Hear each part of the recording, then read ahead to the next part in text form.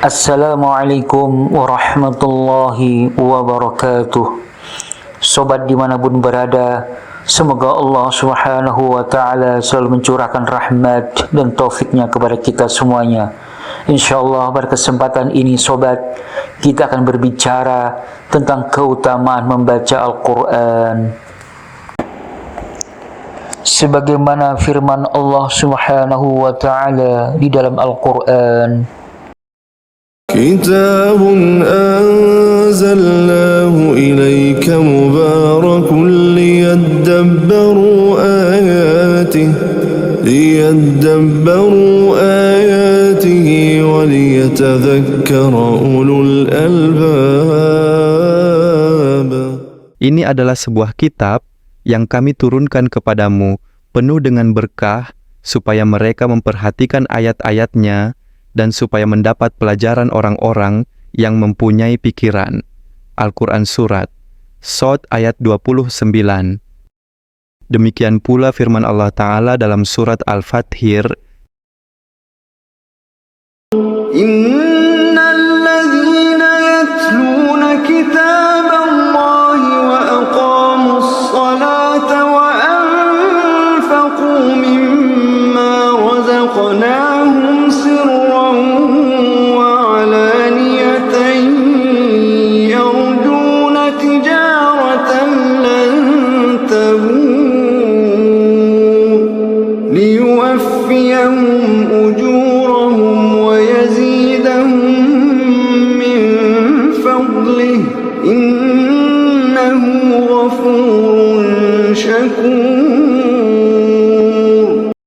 sesungguhnya orang-orang yang selalu membaca kitab Allah dan mendirikan salat dan menafkahkan sebagian dari rezeki yang kami anugerahkan kepada mereka dengan diam-diam dan terang-terangan, mereka itu mengharapkan perniagaan yang tidak akan merugi, agar Allah menyempurnakan kepada mereka pahala mereka dan menambah kepada mereka dari karunia-Nya. Sesungguhnya Allah Maha Pengampun lagi Maha Mensyukuri. Al-Quran Surat Fathir ayat 29-30. Ibnu Katsir rahimahullah berkata, Qatadah rahimahullah berkata, Musarrif bin Abdullah, seorang tabi'in, wafat 95 Hijriah, jika membaca ayat ini beliau berkata, ini adalah ayat orang-orang yang suka membaca Al-Quran. Dari manakah sisi tidak meruginya perdagangan dengan membaca Al-Quran? Satu hurufnya diganjar dengan satu kebaikan dan dilipatkan menjadi 10 kebaikan. اقرأوا القرآن فإنه يأتي يوم القيامة شفيعا لأصحابه. Bacalah Al-Quran, sesungguhnya ia akan datang pada hari kiamat, memberi syafaat bagi ahlinya, yaitu orang yang membacanya, mempelajari dan mengamalkannya. Hadits riwayat Muslim.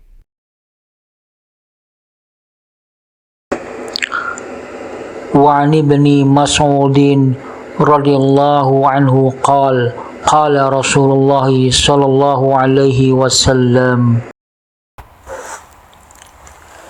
من قرأ حرفا من كتاب الله فله به حسنة والحسنة بعشر أمثالها لا أقول ألف لام ميم حرف ولكن ألف حرف ولام حرف وميم حرف. Ibnu Mas'ud radhiyallahu anhu berkata, Rasulullah shallallahu alaihi wasallam bersabda, barang siapa yang membaca satu huruf dari kitab Allah, maka baginya satu kebaikan. Satu kebaikan itu dibalas dengan 10 kali lipatnya. Aku tidak mengatakan alif lam mim itu satu huruf, tetapi alif itu satu huruf, lam itu satu huruf, dan mim itu satu huruf. Hadits riwayat Tirmidzi. وعن عائشة رضي الله عنها قالت قال رسول الله صلى الله عليه وسلم الذي يقرأ القرآن وهو ماهر به مع السفرة الكرام البررة والذي يقرأ القرآن ويتتعتع فيه وهو عليه شاق له أجران متفق عليه. Aisyah radhiyallahu anha berkata bahwa Rasulullah Shallallahu alaihi wasallam bersabda, orang yang membaca Al-Quran dan ia mahir membacanya, maka ia bersama para malaikat yang mulia, bersih dari maksiat, dan taat dalam kebaikan. Sedangkan orang yang membaca Al-Quran dengan terbata-bata dan merasa kesulitan ketika membacanya, maka baginya 2 pahala. Muttafaqun alaih, hadits riwayat Bukhari Muslim. Sobat, inilah keutamaan membaca Al-Quran. Pahala ini bagi yang mengharapkan pahala dan ridha dari Allah Subhanahu wa Ta'ala. Pahala besar untuk amal yang sedikit. Maka, orang yang tertipu adalah yang lalai padanya, orang yang rugi adalah orang yang tidak mendapatkan keuntungan saat tidak bisa lagi menyusulnya. Keutamaan ini mencakup semua Al-Quran. Sebagian orang malas membaca Al-Quran, padahal di dalam terdapat petunjuk untuk hidup di dunia. Sebagian orang merasa tidak punya waktu untuk membaca Al-Quran, padahal di dalamnya terdapat pahala yang besar. Sebagian orang merasa tidak sanggup belajar Al-Quran, karena sulit katanya, padahal membacanya sangat mudah dan sangat mendatangkan kebaikan.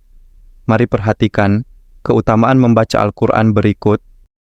Berdasarkan anjuran-anjuran dan keutamaan-keutamaan di atas, para salaf sangat bersungguh-sungguh dalam memperbanyak membaca Al-Quran dan menghafalnya, karena mengharapkan keutamaan dan pahala ini, serta karena cinta terhadap kitabullah dan mendapatkan kenikmatan dengan membacanya.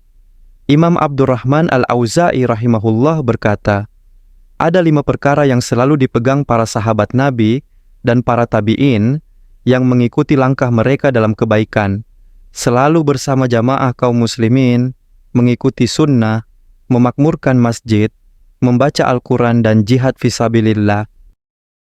Inilah sebagian dari anjuran dan keutamaan membaca Al-Quran. Dan yang perlu diingat bahwa pahala membaca Al-Quran diperoleh bagi siapapun yang membacanya, walau tidak memahami makna dan tafsirnya. Kendati kalau bisa memahaminya, pahalanya tentu lebih baik dan lebih banyak pahalanya. مثل المؤمن الذي يقرأ القرآن كمثل الأترجة طعمها طيب وريحها طيب ومثل المؤمن الذي لا يقرأ القرآن كمثل التمرة طعمها طيب ولا ريح لها ومثل المنافق الذي يقرأ القرآن مثل الريحانة ريحها طيب وطعمها مر ومثل المنافق الذي لا يقرأ القرآن كمثل الحنظلة طعمها مر ولا ريح لها. Perumpamaan seorang mukmin yang membaca Al-Quran seperti buah utrujah yang rasanya enak, baunya juga enak, dan perumpamaan orang beriman yang tidak membaca Al-Quran seperti kurma yang rasanya enak akan tetapi tidak ada baunya, dan permisalan seorang munafik yang membaca Al-Quran seperti roihana yang baunya enak akan tetapi rasanya pahit, dan permisalan seorang munafik yang tidak membaca Al-Quran seperti buah hanzalah yang rasanya pahit dan tidak ada baunya. Hadits riwayat Bukhari. Ya Allah, berilah kami taufik untuk membaca kitab-Mu menurut cara yang menyebabkan ridha-Mu kepada kami. Berilah kami petunjuk jalan-jalan kesejahteraan. Keluarkanlah kami dari kegelapan kepada cahaya, dan jadikanlah ia sebagai hujjah bagi kami, bukan atas kami, wahai Rabb semesta alam.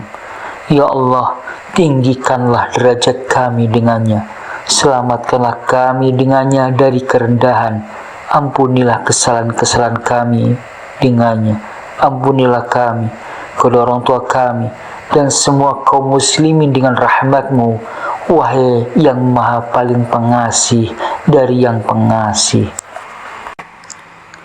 Demikian yang bisa kita sampaikan, semoga bisa diambil manfaatnya oleh sobat semuanya. Wa akhiru da'wana anil hamdulillahi rabbil alamin. Wassalamualaikum warahmatullahi wabarakatuh.